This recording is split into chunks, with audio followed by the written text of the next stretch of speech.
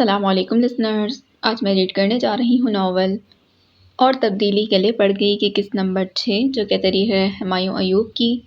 Novel شروع کرنے سے پہلے میری آپ سب سے ریکویسٹ ہے کہ اگر آپ نے ابھی تک چینل کو سبسکرائب نہیں کیا تو پلیز اسے سبسکرائب کیجیے، ساتھ ہی بیل آئیکن کو بھی پریس کیجیے تاکہ ہر نئے آنے والے ناول کی اپڈیٹ آپ کو ملتی رہے۔ چلیے شروع کرتے ہیں۔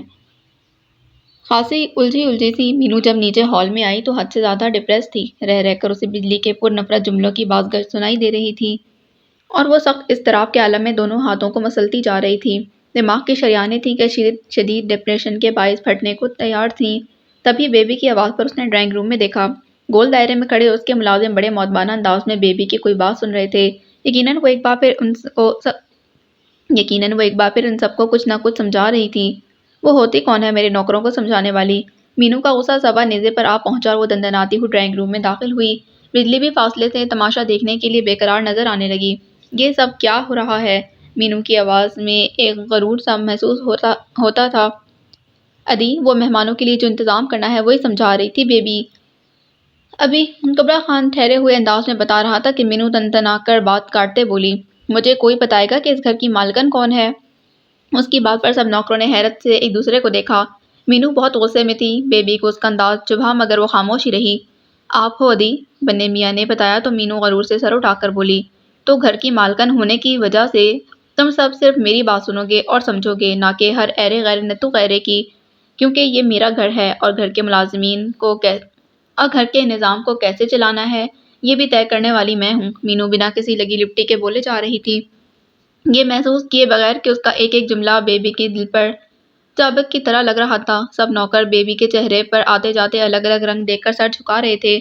اب جاؤ اور اپنے اپنے کاموں کو لگو، مینو نے ڈانٹا تو سب بغلیں جھانکتے ادھر ادھر غائب ہو گئے۔ مینو بیبی کو مکمل نظر انداز کرتے ہوئے کمرے سے نکل گئی، یہ دیکھے بغیر کہ بیبی کا تو پورا وجود پتھر کا بن گیا تھا۔ اس پتھر کی آنکھ سے ایک آنسو نکل آیا۔ تبھی بجلی ساڑی کا پلو لہراتے کمرے میں داخل ہوئی اور ہاتھ میں پکڑا ٹشو کا ڈبہ بیبی کی طرف بڑھاتے بولی، ٹوڈے میں تمہیں ایک گفٹ دینے آئی ہوں، یہ لو ٹشو پیپر، تمہارے ورک آئیں گے اپنے ٹیئرز پوچھنے کے لیے۔ بیبی نے جب ڈبہ ہاتھ میں نہ لیا تو خود ہی 2 ٹشو نکال کر وہ بیبی کا آنسو صاف کرتے بولی، اچھا گفٹ ہے نا، دکھ میں ٹوگیدر رہنے والا، اس لیے کہتے ہیں گفٹ ایسا دو جو ورک آ جائے۔ بیبی جھٹکے سے اسے دور ہوتے ہوئے کمرے سے نکل گئی تو بجلی کے چہرے پر مکرانہ مسکراہٹ نمودار ہوئی۔ آج کے دن کی شروعات کم از کم بہت اچھی ہوئی تھی۔ اس کا موڈ سخت آف تھا۔ وہ کمرے میں داخل ہوئی تو کمرے میں تینوں بیوقوف لڑکیاں منہ پھلا کر یہاں وہاں بیٹھی دکھائی دیں۔ بیبی نے ان کو نظر انداز کیا اور آئینے کے سامنے آ کھڑی ہوئی۔ کیچر کھولا تو آبشار کی طرح بال کاندھے سے نیچے کمر تک آ کر گرے، بے مقصد ہی بال بنانے لگی۔ بیبی، عقب سے دوری نے اٹھا کر بیبی کو آواز دی تو بیبی کے چہرے کے عضلات کھچ گئے تھے۔ کیا ہے؟ اتنے دن ہو گئے چیز نہیں کھائی، میٹھی نے منہ بنا کر کہا۔ ہاں نا بیبی، جس دن سے آئے ہیں اس دن سے کچھ نہیں کھایا، ادھر آ کر تو لگ رہا ہے مٹیاری نہیں اڈیالہ جیل آ گئے ہیں۔ میٹھی کے بعد روحی نے منمناتے کہا تو بیبی نے آئینے سے چہرہ ہٹا کر اکتائے انداز میں ان کو دیکھا جنہوں نے اتنا سا منہ بنایا ہوا تھا۔ وہ واقعی اس ماحول میں ابھی تک خود کو ایڈجسٹ نہیں کر پائی تھیں۔ اچھا فرجاد کو کہتی ہوں پیٹرول پمپ والی شاپ تک لے جائے۔ بیبی کے کہتے ہی وہ تینوں خوشی سے اٹھتی عجیب انداز میں ایک دوسرے کو سراہنے لگیں، جیسے پتہ نہیں یہ بات منوا کر انہوں نے کتنا بڑا میدان مار لیا ہو۔ مگر یہ بات تو بس بیبی ہی محسوس کر سکتی تھی کہ اسے فی الحال اس گھر سے دور رہنا چاہیے، کچھ دیر کے ذہنی سکون کے لیے۔ کئی دنوں سے سجل پریشان سی تھی اور پریشانی بھی کوئی ایسی ویسی نہ تھی، خود اس کی بری زندگی کا سوال تھا، اس کے مستقبل کا سوال تھا۔ وہ دوراہے پر کھڑی تھی مگر کوئی راستہ بھی سجائی نہ دے رہا تھا۔ سارا دن سوچوں کی نظر ہوتا، اس کے باوجود اس اہم مسئلے کا کوئی حل اس کی سمجھ میں نہ آتا۔ ماں باپ نے کب اس کا رشتہ طے کر دیا، کب اس کی شادی کی تیاریاں مکمل ہو گئی، اسے بالکل بھی اندازہ نہ ہوا تھا۔ اس نے اپنے ماں باپ کے فیصلے پر رضامندی ظاہر کی، اس میں بھلے خوشی تھی نہیں مگر تسلی ضرور تھی کہ یہ فیصلہ غلط نہ ہوگا۔ مگر ابھی جو حالات ہیں اس نے اسے اس فیصلے پر نظر ثانی کرنے کا ایک سنہری موقع دیا۔ مگر کیا پاکستانی معاشرے میں ایک لڑکی کو فیصلے پر نظر ثانی کرنے کا موقع دیا جاتا ہے؟ یقیناً نہیں۔ یہی نہیں اسے کچھ بھی کہنے سے روک رہا تھا۔ ایک بڑی رکاوٹ یہ پستی کا شکار معاشرہ ہے جو لوگ کیا کہیں گے کی بندوق سے دھماکہ کر کے خود ایک لڑکی کو اپنے اوپر ہی ظلم کرنے پر آمادہ کرتا ہے۔ اور سجل بھی عام سی لڑکی تھی، بلکہ وہ تو اسپیشل لڑکی تھی جس کے پاؤں کا مسئلہ تھا۔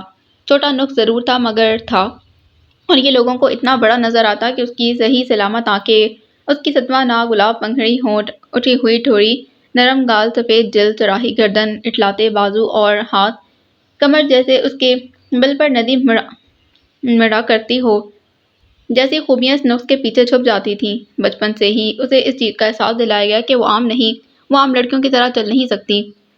لڑکیوں کے مسلسل مذاق اڑانے کی وجہ سے وہ جلد ہی تعلیم چھوڑ کر گھر بیٹھ گئی تھی۔ وحید صاحب کو اس کے مستقبل کی فکر تھی، اس لیے انہوں نے پرائیویٹ ٹیوٹر کے ذریعے سجل کو تعلیم حاصل کرنے پر مجبور کیا۔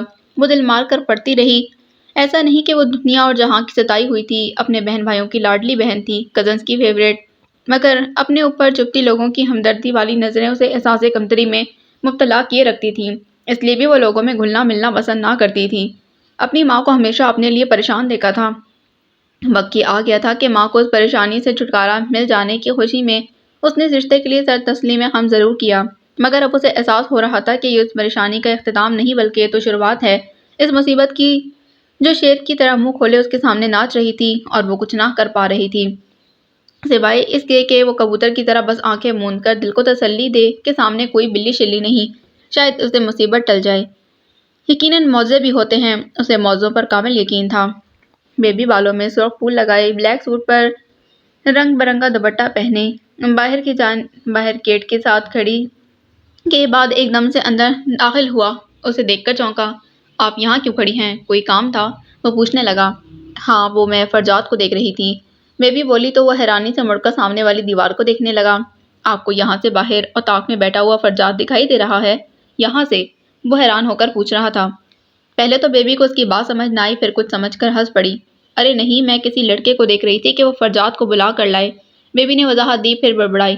لگتا ہے پورا قریشی خاندان ہی بیوقوفوں سے بھرا ہوا ہے۔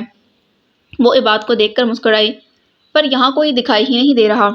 وہ جو ان کی بڑبڑاہٹ کو سمجھنے کی کوشش کر رہا تھا، ان کی بات پر بولا، میں ہوں نا۔ وہ کہتے کہتے گڑبڑایا اور سنبھلتے سنبھلتے بولا، مجھے بتائیں، کوئی کام ہے؟ ہاں، یہاں کوئی شاپ وغیرہ ہے، بچیوں کو چیز خریدنی ہے۔ بیبی بولی، اچھا، چیزیں میں لا دیتا ہوں، یہی تو ہے دکان۔ عباد نے کہا تو بیبی سمجھانے کے لیے بولی، ارے نہیں، لانا نہیں ہے، وہ خود لیں گی اپنی پسند سے۔ اچھا اچھا، یہیں سامنے دکان ہے، آپ بلا لیں بچیوں کو، میں لے کر جاتا ہوں۔ عباد نے کہا تو بیبی نے اسے دیکھا، شکل تھوڑی بگڑی تھی۔ عباد، تم فرجاد کو ہی بلا لو، ہم خود ہی چلے جائیں گے گاڑی میں۔ راستے میں پیٹرول پمپ تھا، وہیں سے لینی ہے چیز۔ بیبی نے ذرا روب سے کہا تو عباد سمجھا۔ اوہ سوری، وہ جیب سے گاڑی کی چابی نکالنے لگا۔ آپ بچیوں کو بلا لیں، میں ان کو گاڑی میں لے چلتا ہوں، عباد کہہ کر گاڑی کی طرف بڑھ گیا۔ بیبی نے موبائل میں نمبر ملا کر کسی سے بات کی، تب تک عباد گاڑی سٹارٹ کر کے آہستہ آہستہ گیٹ کی طرف بڑھا۔ تبھی وہ بچیاں آتی دکھائی دیں۔ ان کو دیکھ کر عباد کا موڈ ایک دم خراب ہوا۔ وہ سمجھ رہا تھا کہ کوئی چھوٹی بچیاں ہوں گی، پر یہ تین بیوقوف لڑکیاں۔ وہ کڑوا منہ کر کے ان کو دیکھنے لگا۔ بیبی فرنٹ سیٹ کا دروازہ کھول کر سیٹ پر بیٹھی تو عباد جگ کر دروازے سے لگ گیا اور وہ تینوں لڑکیاں بھاگتی گاڑی میں گھسیں اور کھڑکی والی سیٹ کے لیے لڑنے لگیں۔ میں بیٹھوں گی کھڑکی کی طرف، روحی باہر کھڑی چلا رہی تھی۔ اتر فوراً، خود سے چھوٹی دری سے کہا۔ کیا مٹھی، آتے وقت بھی تم بیٹھ گئی تھی کھڑکی میں، اب مجھے بیٹھنا ہے۔ عباد ریئر ویو مرر سے آنکھیں پھاڑے انہیں دیکھ رہا تھا۔ بیبی بار بار انہیں اشارہ کر رہی تھی کہ بیٹھ جاؤ چپ کر کے، مگر وہ لڑنے میں مگن تھیں۔ باہر کھڑی روحی کبھی دروازہ بجاتی، کبھی کھولنے کی کوشش کرتی۔ دری نے لاک لگا دیا تو وہ مڑ کر دوسری طرف آئی۔ مٹھی نے بھی دروازہ لاک کر دیا۔ وہ زور زور سے شیشہ بجاتی، کبھی دروازہ کھولنے کی کوشش کرتی۔ عباد کو اپنی کروڑ کی گاڑی کو کوٹنا بالکل بھی اچھا نہ لگ رہا تھا۔ وہ جز بز سا ان کو لڑتے دیکھ رہا تھا۔ تب تب کر بیبی دروازہ کھول کر باہر نکلی اور ایک تھپڑ روحی کے سر پر مارتی غصے سے چلائی، چلو آگے بیٹھو۔ وہ کہتی اسے دھکیلتی فرنٹ سیٹ پر پٹکتی، زور سے دروازہ بند کرتی پیچھے کی طرف آئی اور بولی، دروازہ کھولو۔ اب دوری کی شامت آئی تو دروازہ کھول کر گھسکنے لگی۔ باہر نکلو، بیبی نے ڈانٹا تو وہ سہم کر باہر نکلی۔ اب بیبی اندر بیٹھی اور پھر دوری کو گھورتی بولی، آؤ اندر مڑو۔ وہ دبک کر اندر بیٹھ گئی۔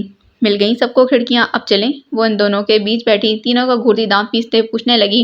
ساری واردات کے بعد عباد نے گیئر لگایا اور گاڑی آگے بڑھا لے گیا۔ کسے دا یار نہ وچھڑے۔ دانش گاتے گاتے ٹیبل بجا رہا تھا۔ بیڈ پر اوندے منہ لیٹا حاشر اسے ناگواری سے گھور رہا تھا۔ ابھی ملن ہوا نہیں اور تو بچھڑنے کے گانے گانے بیٹھ گیا ہے، حاشر نے اکتا کر کہا اور بیٹھا۔ تکیے کو گود میں سیٹ کرتے بولا، یار کوئی پلان بتاؤ جو میں اس سے اظہار محبت کر سکوں اور جو یونیک اور منفرد ہو۔ حاشر نے اپنے کزن کم دوست زادہ دانش سے پوچھا۔ ایسا کر، ریاض ملک سے ہیلی کاپٹر ادھار مانگ، اس پر چڑھ کر پھول گرا کر چاندنی فلم کی رشی کپور کی طرح محبت کا اظہار کر ڈال، یونیک اور منفرد۔ دانی نے اعلیٰ مشورہ دے ڈالا۔ ابے گدے، اس کے بعد کا سین یاد نہیں؟ رشی کپور ہیلی کاپٹر سے گر کر اپنی ٹانگیں اور چاندنی گنوا بیٹھتا ہے اس اظہار محبت کے بعد۔ حاشر نے گھورا تو دانش سر کھجانے لگا۔ ویسے ریاض ملک کون ہے؟ حاشر نے پوچھا۔ ارے وہی بحریہ ٹاؤن کا مالک، بزنس مین، اور کون؟ ابے وہ ملک ریاض ملک نہیں، حاشر نے تصحیح کی۔ نام کے آگے کاسٹ لگانے کا بھی اپنا سویگ ہے، دانش نے کہا۔ میرا چاچا ماما لگتا ہے نا، جو مجھے اظہار محبت کے لیے اپنا کروڑوں کا ہیلی کاپٹر دے گا۔ حاشر نے لتاڑا تو دانی اپنا سا منہ لے کر رہ گیا۔ کچھ اور سوچو۔ اور حاشر نے اٹھ کر ٹہلتے ہوئے کہا۔ اوپر چھت پر پھول، موم بتیاں، غبارے سجا کر، چھوٹی سی ٹیبل پر کیک رکھ کر، ہیرے کی انگوٹھی پہنا کر اظہار کر دے۔ دانی نے دوسرا مشورہ دیا۔ چھت پر؟ اس نے پوچھا۔ ہاں، دانی بولا۔ ابے گدے، چھت پر گیا؟ ہر جگہ تو مہمان پڑے ہوئے ہیں، حاشر نے ڈانٹا۔ اور پھر انگوٹھی کہاں سے لاؤں گا؟ اس نے منہ بسورا۔ یار، اظہار محبت کے لیے ہیرے کی انگوٹھی ہونا ضروری نہیں۔ کروڑوں کمانے والا فواد خان بھی مائرہ خان کو ایک ایڈ میں منرل واٹر کا ڈھکن انگوٹھی کے طور پر پہنا دیتا ہے، تم بھی پہنا دینا۔ دانش نے ہاتھ جھاڑتے کہا۔ تم خود جا کر پہنانا اپنی محبوبہ کو، ایسے فضول مشورے اپنے پاس رکھو۔ حاشر دھاڑا تو دانش اپنے کان لپیٹ کر باہر کی طرف بھاگا۔ تمہیں تو کوئی آئیڈیا پسند ہی نہیں آ رہا تو بیٹھے رہو، میں جا رہا ہوں۔ دانش باہر نکلنے لگا۔ سن، حاشر نے آواز دی تو مڑ کر دانش دیکھنے لگا۔ آئس کریم لے کر آ، حاشر نے کہا تو دانی اسے دیکھنے لگا۔ Ice cream? دانی حیران ہوا۔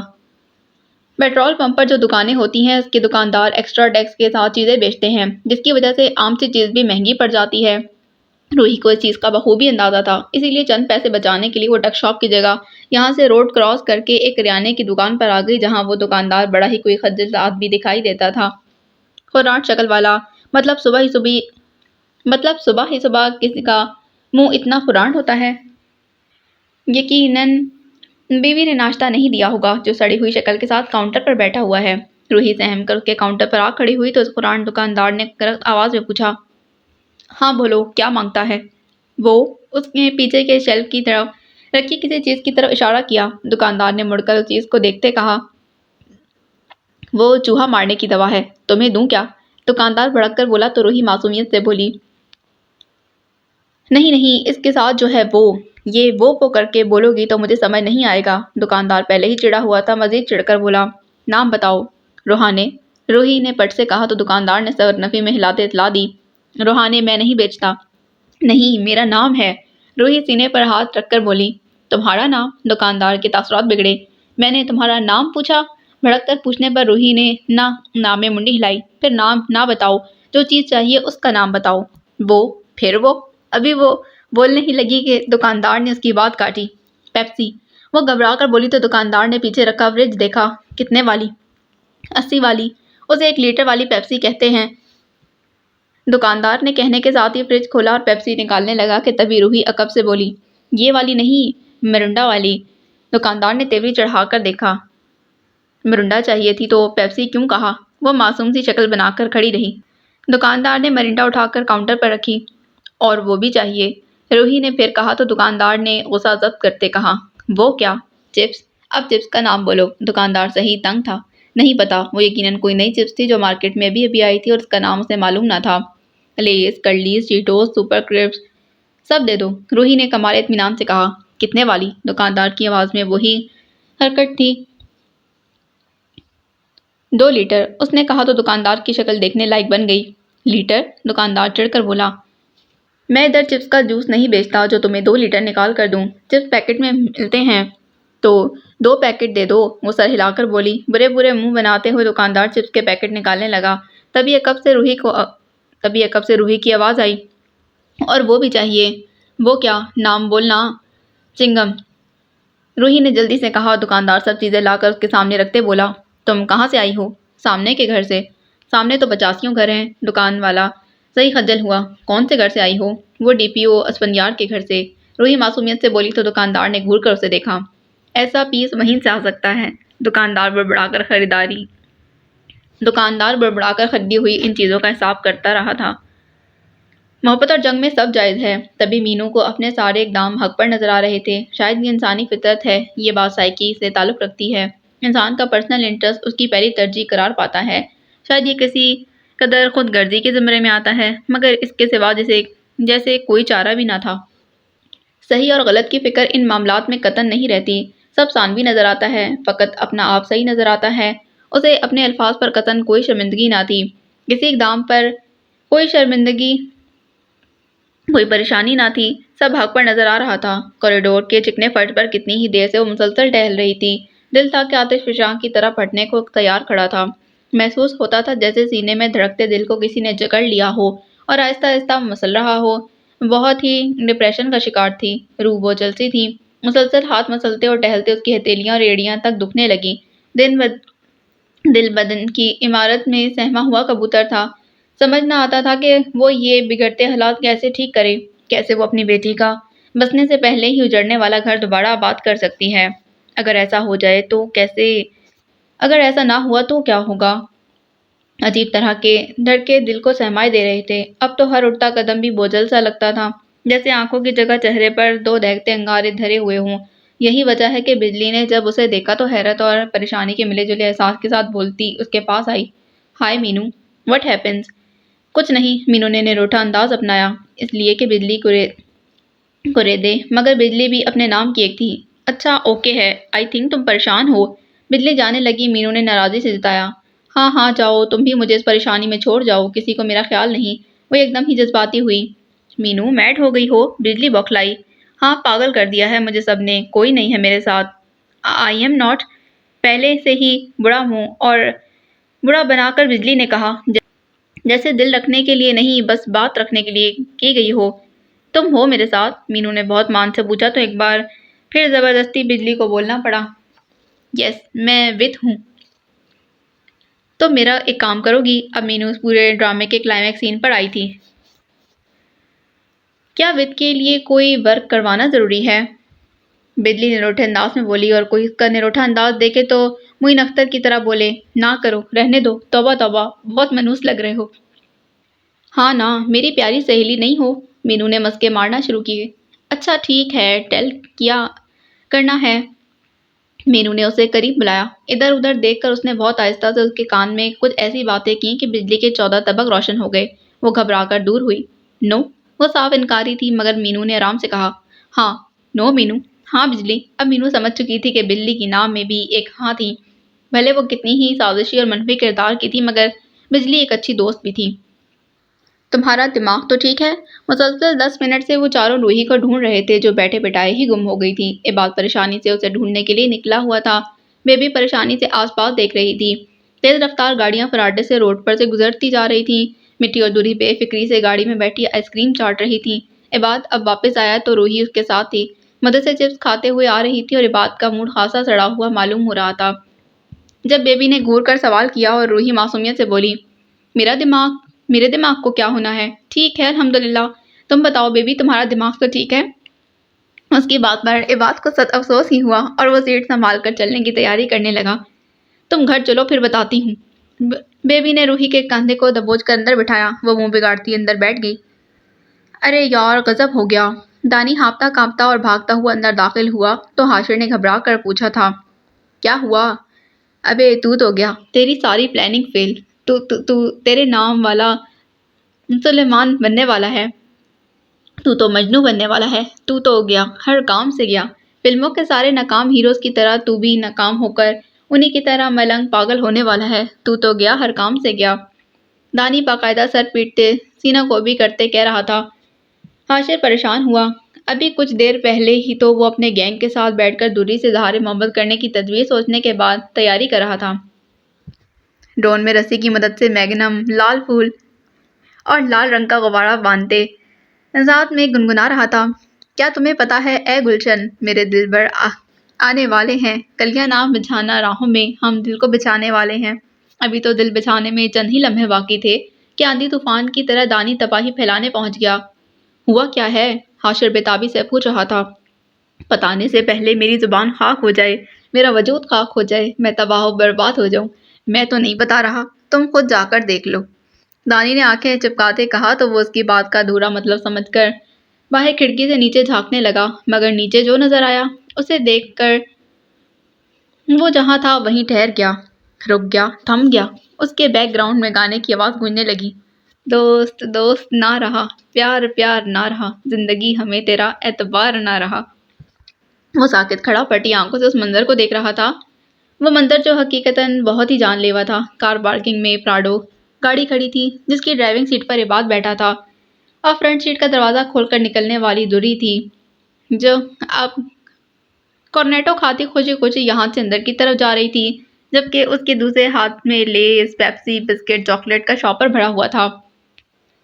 یہ لو سٹوری شروع ہونے سے پہلے ہی ختم، فنش، ٹاٹا بائی بائی۔ دانی اس کے ساتھ کھڑا کہہ رہا تھا جبکہ حاشر ہوش کھوئے اس منظر میں گم تھا۔ وہ فی الحال ایسے ہی ساکت حالت میں کھڑا رہنے والا تھا۔ ایسے موقع کے لیے ہی کیا خوب کہا ہے شاعر نے، دل کے ٹکڑے ٹکڑے کر کے مسکرا کر چل دیے، جاتے جاتے یہ تو بتا جا ہم جئیں گے کس کے لیے۔ کچھ دیر باہر سے دل بہلا کر بیبی جب واپس ڈی پی او ہاؤس پہنچی تو گھر میں غیر معمولی خاموشی کا راج تھا، سناٹا پڑا تھا۔ اوپر والے پورشن میں گٹی گٹی سی آوازیں سنائی پڑتی تھیں۔ وہ تینوں ایک دوسرے کو دیکھتے ہوئے نظروں سے سوالوں کا تبادلہ کر رہی تھی کہ ہوا کیا ہے، اور ان تینوں کے انداز ایسے تھے جیسے کاندھے اچکا کر بتا رہی ہوں ہمیں کیا پتا۔ اب عباد لاؤنج میں داخل ہوا تو ان کو یہیں جم کر کھڑا دیکھ کر اس نے بھی کچھ غیر معمولی سا احساس محسوس کیا۔ یہ تو اسفند بھائی کی آواز ہے۔ اوپر سے آ رہی آواز پہچان کر عباد پریشانی سے اوپر بڑھا تو بیبی کو بھی احساس ہوا کہ ضرور کوئی سنجیدہ مسئلہ ہوا ہے، اور وہ بھی فکر مندی سے اوپر کو بھاگی۔ یہ ڈی پی او کی آمد ہمیشہ تماشے کی صورت کیوں اختیار کر لیتی ہے؟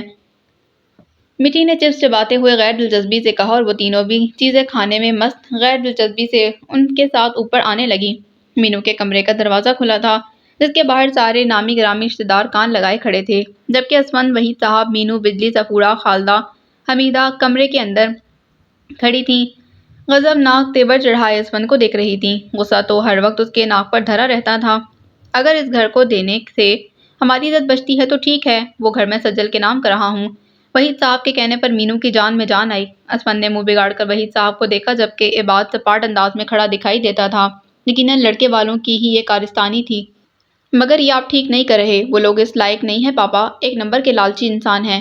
اسفند نے پھر بھی یاد دہانی کروائی تو وحید صاحب نے سرد انداز میں اسے دیکھتے کہا، تم بھلے ہی ڈی پی او ہوگے اور تم نے معاملات مار دھاڑ کر کے نپٹانے ہوں گے، مگر رشتوں کے معاملات زور زبردستی سے حل نہیں ہوتے، اس میں کچھ لینا اور کچھ دینا پڑتا ہے۔ آپ بس اور دیر نہ کریں، ابھی ان کو فون کر کے کہیں کہ وہ گھر ہم سجل کے نام کر رہے ہیں۔ مینو نے کہا تھا کہ دن سر پر پہنچ چکا تھا اور تیاریاں کچھ بھی شروع نہ ہوئی تھیں۔ پر موم، آپ لوگ اتنا ہلڑ کیوں مچا رہے ہیں؟ اسود کی سمجھ سے باہر تھا کہ آخر ان کے ماں باپ کیوں ان لالچی لوگوں کی بھیجا ضدیں پوری کرنے پر تلے ہوئے ہیں؟ کیونکہ معاشرے میں سب کو منہ مجھے دکھانا ہوتا ہے بیٹا، وحید صاحب گرجتے بولے۔ میرے سارے دوست، سیاست سے تعلق رکھنے والے احباب، پھر بھرا پڑا خاندان، سب مہندی کی تیاریوں میں لگے ہوئے ہیں۔ اگر مہندی کے فنکشن پر لڑکے والے نہ آئے تو ان سب لوگوں کو ہم کیا منہ دکھائیں گے؟ کیا عزت رہ جائے گی ہماری سب کی نظروں میں؟ ٹھیک کہہ رہے ہیں، مینو نے حامی بھری۔ اس نئی نسل کو لگتا ہے کہ دنیا کو ٹھوکر پر رکھنے سے ہم بڑا کوئی مہان کام کریں گے، مگر حقیقت یہی ہے کہ معاشرے ایسے نہیں چلتے، معاشرے ویسے ہی رہتے ہیں جیسے لوگ رہتے ہیں۔ جب تک لوگ نہیں بدلیں گے معاشرہ نہیں بدلے گا۔ مینو نے موبائل وحید صاحب کی طرف بڑھایا، یہ لیں بات کریں۔ اسفند کا یہاں مزید رکنا محال تھا، اس لیے وہ واک آؤٹ کر گیا۔ وحید صاحب نے اسی وقت لڑکے والوں کو کال ملائی۔ دیکھیں وحید صاحب، ہم آپ کی عزت کی پرواہ کرتے ہیں، اس لیے ہم بار بار آپ لوگوں کی طرف سے کی گئی غلطیاں معاف کر دیتے ہیں، اور اللہ بھی معاف کرنے والے کو پسند کرتا ہے۔ مگر صبح جو آپ کا وہ نکچڑا بیٹا ہمیں باتیں سنا کر گیا ہے، سچی بات ہے ہماری بیگم کا دل آپ لوگوں سے تو بہت متنفر ہو گیا ہے۔ اب وہی کوئی فیصلہ کریں تو ہم آئیں گے۔ وہاں سے لڑکے کا باپ کہہ رہا تھا۔ اب لڑکے کی ماں اپنی فرمائش ریکارڈ کروا رہی تھی۔ دیکھیں بھائی صاحب، آپ کے بیٹے نے ہمارے ساتھ بہت بدتمیزی کی ہے، ہوگا وہ پولیس میں، مگر ہماری بھی کوئی عزت ہے، وہ آئے گھر کے کاغذات دے جائے اور معافی مانگ لے تو ہم شام کو آ جائیں گے، ورنہ ہماری طرف سے یہ رشتہ ختم ہی سمجھیں۔ ٹوں ٹوں ٹوں اس پار سے سنائی دے رہا تھا۔ اب تمام لوگ بھانت بھانت کی بولیاں بول رہے تھے، جبکہ مینو کا پورا وجود پتھرا کر اب ٹوٹنے کی کگار پر کھڑا تھا۔ ہینڈ فری ہوں گے؟ تھوڑی دیر کے لیے دے دو، بیچارہ بچہ رو رہا ہے۔ وہ سب پہلے ہی پریشانی سے بیٹھی تھیں کہ اصغری دروازے پر کھڑی مزید پریشان کرنے آ گئی تھی۔ بیبی اس وقت کچھ اور نہیں سوچنا چاہتی تھی، اس لیے اس نے روحی کو ہینڈ فری دینے کا اشارہ کیا۔ اشارہ ملنے پر منہ بناتی روحی نے ٹیبل پر رکھی ہینڈ فری اٹھا کر اصغری کو تھمائی تو وہ دروازے سے مڑ گئی۔ اس نے تو ہمارے کمرے کو ٹک شاپ ہی سمجھ لیا ہے، جب دیکھو کچھ نہ کچھ لینے کے لیے دراز آتی ہے، مٹھی نے دب کر کہا۔ صفورہ نے ٹوکا، غریب ہے بیچاری، میرے 250 روپے کے ہینڈ فری واپس دے گی بھی کہ نہیں؟ روحی تڑپی۔ اب واپس لا کر بھی دیں تو مت لینا، اس بچے کے کان والی گندی ہینڈ فری کیا اب تم اپنے کان میں ڈالو گی؟ بیبی نے گھور کر روحی کو پہلے سے ہی منع کر دیا۔ ہرگز نہیں، ملک میں طرح طرح کی اتنی ساری بیماریاں نکلی ہوئی ہیں تمہیں پتہ بھی نہیں۔ کیا ہے، دھو لوں گی نا ڈیٹول سے، جو مارے 99.9% جراثیم۔ روحی منمنائی۔ کہا نا نہیں، بیبی نے ڈانٹا تو منہ بسور کر بیٹھ گئی۔ اتنے مسئلے چل رہے ہیں ادھر اور ان لڑکیوں کو اپنے مسئلے ختم نہیں ہوتے۔ صفورہ بیگم نے تب کر روحی کو دیکھتے کہا، ویسے میں سوچتی ہوں کہ وحید صاحب اتنے امیر ہیں، اتنے سال کیا تو چین و سکون کی زندگی انہوں نے گزاری ہوگی، مگر نہ، امیر ہو چاہے غریب، ہر گھر کے اپنے اپنے مسئلے تو ہوتے ہی ہیں۔ صفورہ بیگم نے اپنے خیالات کا اظہار کیا تو دری نے اپنا حصہ ڈالنا مناسب سمجھا۔ کرن جوہر کے سنسکاری پریوار بھی تو کتنے امیر ہوتے ہیں، مگر دیکھ لیں مسئلے ان کے بھی ہوتے ہیں۔ اللہ اکبر! صفورہ بیگم نے گھور کر اسے دیکھا تو دری نے ادھر ادھر دیکھتے کہا، کیا کچھ غلط کہا؟ غلط باتیں تو اصغری اور مہتاب کر رہی تھیں۔ خالدہ بیگم نے کمرے میں داخل ہوتے ہوئے ذکر چھیڑا تو روحی نے بھی جتایا، ہاں چھوٹی بھابھی، کر تو وہ بھی غلط باتیں رہی تھیں۔ کیا تم نے بھی سنی؟ روحی کی بات پر چونک کر خالدہ بیگم نے پوچھا تو روحی نے کہا، کل موہی جنم جلی، ایڈیٹ، اسٹوپڈ، تیری ماں کی والی گالی دے رہی تھی اپنی بہوؤں کو۔ توبہ توبہ! روحی نے بتایا تو خالدہ بیگم نے بھنا کر اسے دیکھتے کہا، بہوؤں کی برائیاں کرنا کوئی غلط بات نہیں ہوتی، دوسروں کی بیٹیوں کو برا بھلا کہنا غلط بات ہوتی ہے۔ کیا سجل کے بارے میں بکواس کر رہی تھی؟ بیبی نے معاملہ سمجھ کر پوچھا تو خالدہ نے سر اس بات میں ہلایا، اتنی بکواسیات کی مجھے تو کہتے ہوئے شرم آ رہی ہے کہ کوئی بنا سوچے سمجھے اتنی بڑی بات کیسے کر لیتا ہے۔ یہ اچھی بات نہیں ہے۔ بیبی کو معاملے کی سنگینی کا احساس ہوا۔ سنا تو ہے اس نے بھی کچھ رشتہ داروں کو جو کہہ رہے تھے کہ یہ شادی ہوتی دکھ نہیں رہی، ضرور یہ لڑکی منحوس ہے، تبھی تو اس کا پیر لنگڑاتا ہے جیسے ڈائنوں کے پیر ہوتے ہیں۔ ضرور سجل کی ذات میں کوئی گڑبڑ ہے، مگر بیبی نے سوچا یہ تو جاہل لوگوں کی باتیں ہیں۔ مگر مہتاب جو کراچی میں رہتی تھی، پڑھی لکھی بھی تھی، مگر ایسی باتیں اس کے منہ سے سن کر بیبی کو واقعی پریشانی ہوئی۔ ہم کسی کی پریشانی میں ان کے ساتھ کھڑے نہیں ہو سکتے تو کم از کم ہمیں ان کے بارے میں الٹے سیدھے کمنٹس کرنے سے پہلے سوچنا چاہیے، بیبی نے کہا تھا۔ ہاں دیکھو تو وحید صاحب الگ پریشان بیٹھے ہیں کہ اسپن لڑکے والوں سے معافی مانگنے نہیں جا رہا، پر مینو الگ اپنے کمرے میں قید پڑی، سب مہمان باہر بیٹھے دوپہر کے کھانے کا انتظار کرے ہیں، ذرا اندازہ نہیں کہ گھر میں کیا مسئلہ درپیش ہے، الٹا بیٹھ کر نہ جانے کیسی الٹی سیدھی باتیں اور آل فال قسم کی بکواسیات کر رہے ہیں۔ چلو پھر اٹھو، ان سب کے منہ بند کرتے ہیں، بیبی عزم سے کہتے اٹھ کھڑی ہوئی تھی۔ قریشی تو جب دیکھو کچن میں گھسی کچھ نہ کچھ بنا رہی ہوتی ہیں۔ حاشر کے کمرے میں بیٹھا یہ بات سلگ رہا تھا۔ کون کیا بنا رہا ہے؟ حاشر نے دلچسپی سے پوچھا۔ وہی بیبی اور روحانے، اس نے چڑھ کر جواب دیا تو حاشر ڈھیلا پڑا۔ روحانے، تمہیں کچن میں نہیں جانا چاہیے تھا، اسے بھیجو نا اپنی اس دری کو تاکہ بات دری سے متنفر ہو۔ حاشر تصور میں روحانے سے مخاطب ہوا، اس کے عجیب سے تاثرات دیکھ کر یہ بات اسے گھورنے لگا اور بولا، مجھ سے تو اب ایک دن اور برداشت نہیں ہوگا، یہ سب گزر جائیں گے یہ دن بھی پارٹنر۔ حاشر نے اس کے کندھے پر ہاتھ رکھتے کہا، پھر رازداری سے اس کے کان کے قریب آ کر پوچھنے لگا، ویسے تم نے کیا سوچا اس کے بارے میں؟ کس کے بارے میں؟ عباد حیران ہوا۔ اب مجھ سے بھی چھپاؤ گے کیا؟ حاشر نے اٹھلاتے پوچھا، مگر عباد ناسمجھی سے بولا، واقعی مجھے نہیں پتا کہ تم کس بارے میں پوچھ رہے ہو۔ وہی جو چاچی نے اس دن کہا تھا کہ کوئی لڑکی دیکھنا خاندان میں، پسند آئے تو بتانا، تو تمہیں کوئی پسند آئی؟ وہ یاد دہانی کرواتے بولا، اچھا وہ بات۔ عباد کو جھماکے کی طرح وہ قصہ یاد آیا، مگر وہ موم نے میرے لیے نہیں اسپن بھائی کے لیے کہی تھی۔ عباد نے بے پرواہی سے کہا تو حیران ہونے کی باری اب حاشر کی تھی۔ کیا؟ ہاں، امی نے سارے خاندان کو اسی لیے بلایا ہے، بلکہ مجھے تو لگتا ہے وہ قریشیز میں سے کسی کو بھی پسند کر چکے ہیں۔ عباد نے اسپن کے بدلے انداز بھانپ لیے تھے، مگر حاشر کے اوپر تو دھڑ دھڑ ٹرین گزر گئی۔ او مائی گاڈ! وہ سر پیٹتا باہر بھاگا اور عباد اسے حیرت سے دیکھ رہا تھا۔ اب اس کو کیا ہو گیا؟ وہ سر جھٹک کر کچن کی جانے لگا۔ اللہ نے ہر انسان کو اس کا چہرہ بہت منفرد دیا ہے، مگر اس وقت ان سب نے ایک ہی جیسی شکل بنائی ہوئی تھی اور تبدیلی گلے پڑ گئی۔ سفورہ بڑا سا چاقو ہاتھ میں لیے ڈھیر سارے لہسن ادرک کو کاٹنے میں مصروف منہ لٹکا کر کہہ رہی تھی۔ سب کی حالت اس سے ملتی جلتی تھی، سب کے منہ ایسے ہی لٹکے ہوئے تھے۔ روحی پیاز چھیلتے ہوئے تقریباً رو ہی رہی تھی، مٹھی آلو چھیل رہی تھی، خالدہ آلو کے حصے کر رہی تھی، جبکہ دوری دھنیا پودینہ ہری مرچ کتر رہی تھی۔ ایک بیبی تھی جو مرغی کو صاف کرتے پرسکون دکھائی دیتی تھی، اس کے چہرے پر عجیب سے سکون کا سا احساس نمایاں نظر آ رہا تھا۔ یہ بھی تو تبدیلی ہی ہے، ہم سب مل کر بریانی بنا رہے ہیں۔ یاد ہے نوجوانی میں وہ دن ہم سب کیسے صحن میں بیٹھ کر دیگ تیار کرتے تھے، سب لوگ مل کر کام کرتے تھے؟ بیبی بولی۔ بس دور کے ڈھول سہانے۔ سب سے زیادہ خوشی خالدہ کو یہاں آنے کی تھی، مگر اب وہ موڈ خراب کر کے کہہ رہی تھی، کیا سوچا تھا، سرکاری گھر، نوکر چاکر، ایس ڈی ایم کا گھر، مزے سے بیٹھیں گے، کھائیں گے، پیئیں گے، پر وہی حالت، یہ گھر بھی ہم سے بہتر نہیں ہے۔ دیگ ہی بنوا لیتے، باہر ایک ہی کافی تھی۔ خالدہ بیگم مزید بولی۔ اپنے ہاتھ کی بریانی کی بات ہی اور ہے، بیبی نے مرغی کی ٹانگ لہرا کر کہا۔ تم اپنی بریانی کی بات نہ ہی کرو بیبی، یا تو کچی یا پھر بھت۔ سفورہ نے آئینہ دکھایا۔ ویسے مزے کی ہوتی ہے بیبی کی تیز مسالے والی بریانی، جس میں کڑک کڑک پیاز ڈالی ہوتی ہے۔ اف، مزہ ہی آ جاتا ہے۔ روحی نے جھٹکارا بھرا تو بعد اندر آتے آتے رکا۔ روحی کو کھانے کے علاوہ کچھ آتا بھی ہے؟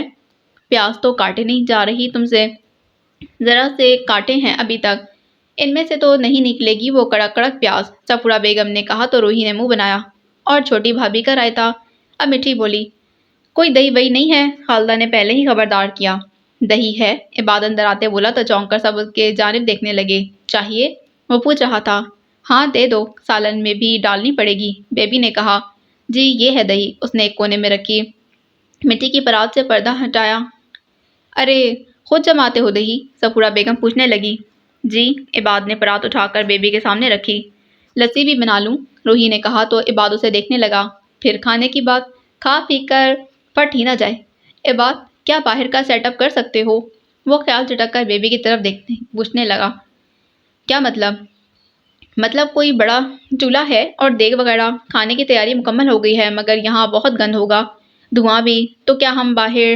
اوہ اچھا اچھا، ہاں ہاں ہو جائے گا، مگر آپ تکلیف نہ کریں، میں نائی کو بلوا لیتا ہوں، عباد نے کہا۔ نہیں رہنے دو، ہم ہیں نا، تم بس باہر کا سیٹ اپ لگوا دو۔ اوکے، عباد انتظام کرنے کے لیے مڑ کر باہر جانے لگا۔ سب لڑکوں میں سب سے سمجھدار یہی لڑکا تھا، سفورہ بیگم نے کہا تو خالدہ بیگم نے عباد کی پشت کو دیکھا۔ اس گھر میں سب سے اپنا مجھے بھی یہی لگتا ہے۔ دوری نے عجیب سے انداز میں چھوٹی بھابھی کو دیکھا، کہیں یہ ہم میں سے کسی کو حلال کرنے کے در پر تو نہیں؟ دوری کو حاشر کی کہی اس دن کی بات یاد آ گئی تھی، کیسے مینو لڑکیاں ڈھونڈ رہی ہے اپنے بیٹوں کے لیے۔ یقیناً ہم تینوں کو کوئی نہ کوئی ایسا کارنامہ انجام دینا پڑے گا کہ مینو ہم پر اپنی نگاہ التفات ڈالنے کا خیال ہی نہ لا سکے۔ ہاں، اب اسی پر وہ سوچ رہی تھی۔ نہ جانے کس کی نظر لگ گئی ہے میرے گھر کو، ایک کے بعد ایک مصیبت دوڑے چلی آ رہی ہے۔ مینو مزمل سے کمرے میں ٹہل رہی تھی۔ اندر ایک عجیب سا انتشار تھا، کچھ بھی اپنی جگہ نہ تھا، بہت دگرگوں سی حالت میں۔ وہ پینڈولم کی طرح یہاں سے وہاں گھوم گھوم کر تھک گئی تو اپنے کمرے کی کھڑکی میں آ کر رکی۔ غصہ جو سر پر سوار تھا، نیچے کے منظر کو دیکھ جھانک کی طرح بیٹھ گیا تھا۔ کبھی کبھی ایسا بھی ہوتا ہے کہ آپ کا برا سے برا موڈ ایک ایسے منظر کو دیکھ کر اچھا ہو جاتا ہے جو آپ کو خوشگوار دنوں میں دھکیل لیتا ہے۔ وہ منظر ایسا ہی تھا، کھلے آسمان تلے ایک بڑا سا آنگن جہاں ایک چہل پہل تھی، آوازوں پر آوازیں، کوئی چھری پکڑے کچھ کاٹنے میں مصروف تھا تو کوئی حمام دستے میں کچھ کوٹنے میں مصروف دکھائی دیتا تھا، کوئی چاول سے کنکریاں صاف کر رہا تھا تو کوئی سل بٹے پر پودینہ مرچ کی چٹنی بنانے میں مشغول دکھائی دیتا تھا۔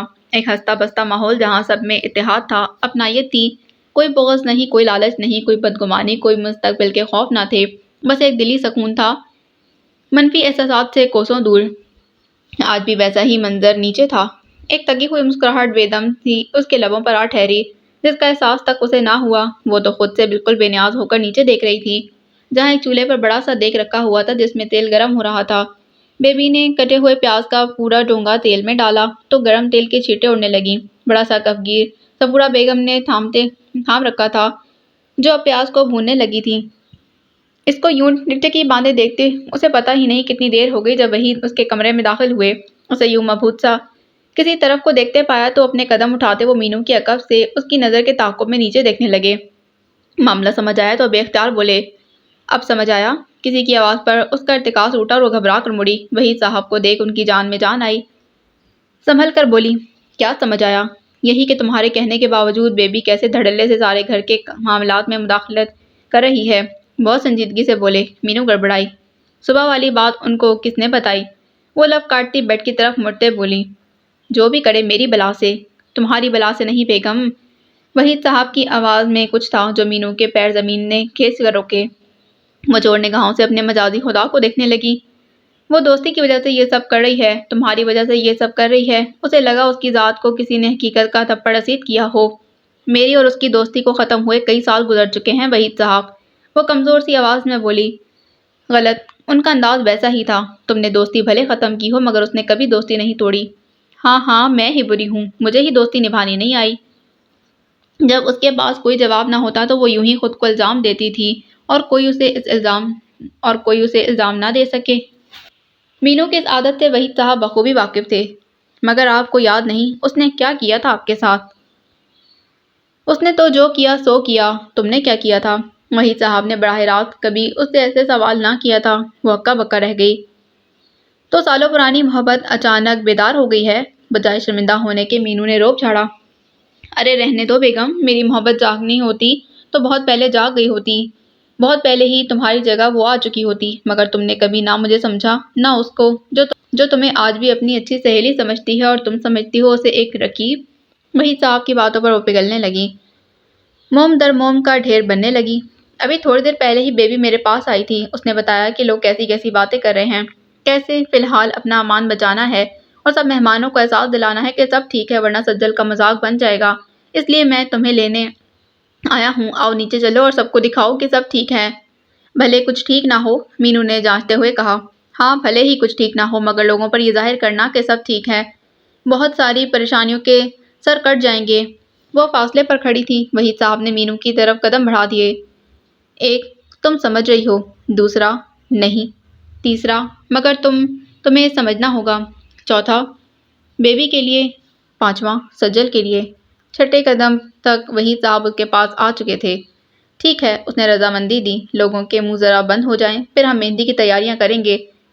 بیبی نے اسفند کو معافی مانگنے پر منا لیا ہے، وہ لڑکے والوں کو جیسے تیسے لے آئے گا، اس لیے پریشان نہ ہو اور گھر کے نظام کو درست کرنے کی کوشش کرو۔ تم لڑکی کی ماں ہو، تمہیں پیش ہونا چاہیے، وحید صاحب سمجھاتے ہوئے بولے۔ تو مینو نے سر اٹھا کر ان کی آنکھوں میں دیکھا۔ ٹھیک ہے، میری بیٹی کے لیے جو بہتر ہے میں وہی کروں گی، ویسے یہ سب کہنے کے لیے بھی بیبی نے بھیجا ہے؟ سوال میں خفگی کا رنگ نمایاں تھا۔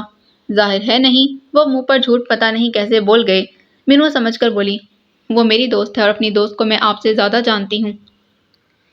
کہتے ہیں جب محبت ہو جاتی ہے تو آسمان پر چاند کچھ زیادہ ہی بڑا ہو جاتا ہے، تارے مزید روشن ہو کر جگمگ کرنے لگتے ہیں، فرش پر نرم ملائم کارپیٹ بچھ جاتا ہے، ہر طرف پھول ہی پھول کھل جاتے ہیں، مدم مدم ہوا چلنے لگتی ہے، ہلکی سی خوشبو ہر سو بکھر جاتی ہے، بیک گراؤنڈ میں میوزک محسوس ہونے لگتا ہے۔ ایسی باتیں اکثر و بیشتر ہم نے سب فلموں ڈراموں میں سنی یا دیکھی ہوں گی۔ اس نے یہ سب سنا اور دیکھا تھا، لیکن جب حقیقت میں اسے پیار ہوا تھا تب اسے پتا چلا کہ یہ سب باتیں کہیں نہ کہیں ٹھیک ہی تھیں۔ اس وقت حاشر کو اپنے سامنے سیڑھیوں پر بیٹھی دوری دکھائی دی جو چاولوں کا پہاڑ بنائے اس پر ڈھیر سارا رائتا ڈال کر اس کو کھانے میں مست دکھائی دیتی تھی۔ چاول تو وہ بہت ہی لطافت کے ساتھ کھا رہا تھا مگر نظریں تھی کہ بے باکی سے اس کے حسین چہرے پر آ کر ٹھہرتی جو اس کی موجودگی سے یکسر بے نیاز لا تعلق تھی۔ دوری کو تو اس وقت اس سینے کے پیس میں زیادہ دلچسپی تھی جس کے ریشے ریشے کو توڑ توڑ کر وہ چاولوں پر رکھتی جا رہی تھی، مگر شاید وہ حاشر کی نگاہوں سے ڈسٹرب ہوئی تھی تو اپنی جگہ سے اٹھ کر وہ ایک سیڑھی چڑھ کر پھر اسی پر جگہ بنا کر بیٹھ گئی۔ تسلی تھی کہ وہ اب اسے نظر نہیں آ رہی ہوگی۔ تبھی ایک بار پھر چاولوں پر جھک کر وہ مزے سے نوالے بنا بنا کر کھانے لگی، پر تبھی اس نے حاشر کی جانب دیکھا، وہ تو اب بھی اسے دیکھ رہا تھا اور وہ پوری کی پوری اسے دکھائی دے رہی تھی۔ صحیح بات ہے، وہ اپنی بیوقوفی کے پیش نظر صرف ایک سیڑھی ہی چڑھ کر سمجھ رہی تھی کہ وہ چھپ گئی تھی۔ یہ بات حاشر سمجھ کر ہنسا تھا اور دوری نے ناک چڑھایا۔ چچورا کہیں کا۔ سب ملازم مہمان خانے میں بڑے بڑے ٹرے لیے جا رہے تھے جہاں دور برے سے آئے تمام مہمان موجود تھے، جبکہ قریشی خاندان کے سب لوگ ہی تقریباً بڑے سے لاؤنج میں بیٹھے تھے۔ وحید صاحب، ناشاد صاحب، روشن صاحب، شہزاد صاحب، مختار بھائی، نوید صاحب، عبدالحمید صاحب اور چند اور مرد 12 سیٹر ڈائننگ ٹیبل پر بیٹھے چاول کھا رہے تھے، جبکہ بہت ساری عورتیں، جن میں مینو، بیبی، بجلی، فضیلہ، خالدہ، صفورہ اور ناہید باجی، پلاسٹک کی کرسیوں پر بیٹھی تھیں۔ اصغری اور مہتاب جیسی باقی تمام عورتوں کے ساتھ نوجوان لڑکیاں اور لڑکے بڑے بڑے دسترخوان فرش پر بچھا کر اس پر بیٹھ گئے تھے۔ کچھ پلیٹیں پکڑے کھڑے تھے تو کچھ سیڑھیوں پر قبضہ کیے بیٹھے تھے، مطلب جس کو جہاں جگہ ملی چوں چراغ کیے بغیر بس بیٹھ گئے تھے۔ ذرا ذرا فاصلے پر بیٹھے چاول کھانے میں مصروف وہ سب اس مکمل منظر کی تصویر کا ایک رنگ بن کر ابھر گئے تھے۔ وحید صاحب بڑی دلچسپی سے سب کو اکٹھا دیکھ کر سوچ رہے تھے۔ بیبی نے سالوں پرانا وہ منظر آج زندہ کر دیا تھا جس کی تصویر دھندلی ہو گئی تھی۔ وقت کی گرد میں، رشتوں کی جدائی میں، ایک مبہم سی مسکراہٹ کے ساتھ وہ چاول کھانے لگے۔ بجلی بھڑ جلتی اسپن کو دیکھ رہی تھی جو بڑی جلد سے مٹی کو دیکھنے میں مست تھا۔ مٹی اور روحی سیڑھیوں پر ساتھ ساتھ بیٹھی تھیں۔ روحی اپنے حصے کی بوٹی کھا چکی تھی، اب وہ بڑی ہی للچائی نظروں سے مٹی کے چاولوں کے ساتھ بڑی بوٹی کو جھیل کی نگاہوں سے دیکھ رہی تھی۔ مٹی کو ایک مکھی نے صحیح تنگ کر رکھا تھا۔ مکھی کو ہٹانے کے چکر میں اس کی نظر پلیٹ سے بھٹک کر ہو کر سیدھی کسی کے حصے میں گئی تو بڑی ہی پھرتی سے روحی نے اس بوٹی کو اٹھا کر اپنی پلیٹ میں ڈالا اور بے نیازی سے چپ چاپ کھانے لگی۔ مکھی گئی تو مٹی نے اپنی پلیٹ کو دیکھا، کچھ غائب غائب سا محسوس ہوا۔ اس نے ادھر ادھر دیکھا جیسے وہ غائب شدہ چیز ڈھونڈنے کی کوشش کر رہی ہو، مگر پھر اس نے کندھے اچکا کر واپس چاول کھانا شروع کیے اور فاصلے پر کھڑا اسپن اس کے انداز پر مسکراتا، اب اپنی نظریں پھیرتا زیر لب بڑبڑایا تھا۔ کیا لڑکی ہے! واقعی کیا لڑکی ہے! افسوس ہے، عباد نے بھی روحی کو دیکھ کر سوچا۔ وہ دونوں ساتھ ساتھ ہی کھڑے ہوئے تھے، دوسروں کے پلیٹ سے بوٹیاں چرا کر کھانے والی۔ تف ہے بھئی! دھری حاشر سے پریشان ہو کر منہ موڑ کر بیٹھ گئی تو اس نے دیکھا عباد روحی کی جانب دیکھ رہا تھا۔ اب یہ روحی کو کیوں دیکھ رہا ہے؟ فوراً سے خطرے کا سائن بجا۔ نہیں! اچانک اسے پتہ نہیں کیسے دھکا لگا تھا۔ وہ لڑکھڑا کر گرتے گرتے بچی، مگر پھر بچتے بچتے وہ سامنے سے آتے وجود سے جا ٹکرائی اور پھر دھڑام اس کا سر زمین پر جا کر لگا۔ بیک گراؤنڈ میں دھڑا دھڑ کوئی شور اٹھا۔ اسے کچھ سمجھ نہ آیا۔ وہ ناسمجھی سے اٹھ کر ادھر ادھر دیکھنے لگی تو آنکھوں کے سامنے ناچنے والا منظر بہت عجیب تھا، اتنا عجیب کہ اس کی آنکھیں پھٹی کی پھٹی رہ گئیں۔ سارے رشتے دار منہ پھاڑے سب دیکھتے رہے۔ یہ سب اتنا اچانک ہوا کہ کسی کو کچھ بھی سمجھ نہ آیا کہ ہو کیا رہا ہے۔ یہ سین بالکل سٹار پلس والا سین تھا، مضحکہ خیز۔ چلو اس پورے سین کا ایک ڈیٹا انالیسس کرتے ہیں، بالکل منصور علی خان کے جیسے۔ کھانے سے فارغ ہو کر روحی اٹھی تو دھری نے پھرتی سے اس کے سامنے پیر کیا کہ روحی لڑکھڑا کر گرے، مگر روحی کو گرانے کا پلان اس وقت فلاپ ہوا جب وہ گزر گئی اور دھری نے پیر سامنے کیا اور روحی کے پیچھے سے آتی مٹی لڑکھڑا کر روحی کو دھکا دیتی نیچے جا گری۔ روحی سامنے کھڑے عباد سے جاگ کر لگی۔ سب اس کی طرف متوجہ ہوئے۔ شور پر بجلی گھبرا کر اٹھ کھڑی ہوئی تو وہاں سے گزرتے ملازم کا ٹرے چھوٹ کر بجلی پر گرا۔ چاولوں سے نہا کر بجلی چیختی اصغری کی گود میں آ کر گری۔ اڑتے چاولوں سے بچنے کے لیے مینو گھبرا کر کرسی کے پیچھے کو لڑکتے ہوئے گری اور بیبی اس کو بچاتے بچاتے خود بھی گری۔ شاندے جو پانی دینے کے لیے اتنے گلاس بھر کر لا رہی تھی، بیبی کے گرنے پر وہ بھی خود کو نہ سنبھال پانے کے چکر میں گری اور ٹھر ٹھر ٹھر سارے گلاس پاش ہو گئے۔ آئے ہائے! مان کتے پنچھیوں مت ہو پہاڑیاں! مینو حسب معمول مکالمہ ادا کرتی، سر پیٹتی شاندے کو جھٹکے سے دور کر رہی تھی۔ عباد روحی کی چھوٹی سی مگر بہت خوبصورت اور سیاہ آنکھوں کی گہرائی میں ڈوبا ہوا تھا۔ روحی جھٹ سے ہوش کی دنیا میں آئی اور عباد کو اپنے اتنے قریب دیکھ کر جلدی سے الگ ہوئی اور گھبرا کر کمرے کی طرف بھاگی۔ اتنی تباہی مچا کر مٹی تو کب کی اندر بھاگ گئی تھی۔ آئے ہائے بیبی، تو گر گئی! مینو اس کی طرف بڑھتے ہوئے بولی اور ٹوٹے کان سے بچتے بچاتے وہ بیبی کو اٹھانے میں مدد کرنے لگی۔ چوٹ تو نہیں لگی؟ اسے اٹھا کر کپڑے جھاڑتی پوچھنے لگی۔ اس کی آواز میں فکر تھی جو بیبی کے علاوہ وحید صاحب نے بھی محسوس کی۔ وہ آخر بچپن کی سہیلیاں تھیں، اتنے سال ایک ساتھ گزارے تھے، بیچ میں ان گنت سال کی دوری آ گئی تھی، پر اب ملی تھی تو وہ چاہتے ہوئے بھی ایک دوسرے کو نظر انداز نہیں کر پا رہی تھیں۔ بیبی نے ایک نظر اسے دیکھا اور پھر ہنس پڑی۔ اسے ہنستا دیکھ کر مینو بھی ہنس پڑی۔ سالوں پہلے وہ دونوں ایسے ہی تھوڑی تھوڑی سی بات پر ہنستی تھیں۔ تم تو کہتی تھی کبھی نہیں گرو گی، تو آج کیسے گر پڑی؟ مینو نے نہ جانے کس موڈ میں اسے پوچھا۔ اگر اسی طرح گرنے سے ہم پھر ایسے ہنس سکتے ہیں تو ایک بار نہیں، 100 بار نہیں، 1000 بار گر سکتی ہوں۔ بیبی کی بات پر مینو کو احساس ہوا اتنی بے تکلفی اچھی نہیں۔ وہ سنبھل کر پوچھنے لگی تو نہیں؟ اب آواز میں سرد پن امڑ آیا تھا۔ نقلی پن؟ پوچھنے کا شکریہ۔ بیبی سب کی نظروں کا مرکز بن کر جھجکتے ہوئے کمرے میں جانے لگی۔